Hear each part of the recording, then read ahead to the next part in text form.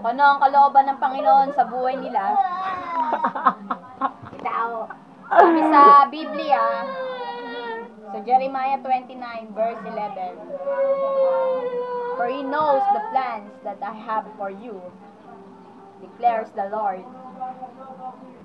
Yung Tagalog. Plan to prosper you, not to harm you, but..." Pero lalaki. Si medyo abnormal ka talaga. Pero baga lalaki na. Mama, tsara. Napasukan ko ang mama ng Biblia eh. Anong plano nila? Hindi yung mangyayari. Plano ng Diyos ang mangyayari sa buhay nila. Tama. Diba, May? Tama ako, di ba, May? Tama, May. Sabihan mo na, kinuan natin ang ate Bibi. Plano pa rin ng Diyos ang mangyayari na, May. Tama. Dahil natutulog ka. Hinubat kong short yan, yung pula ka lang. Ang mga niya o yung biro. Eh na po, naglalaban na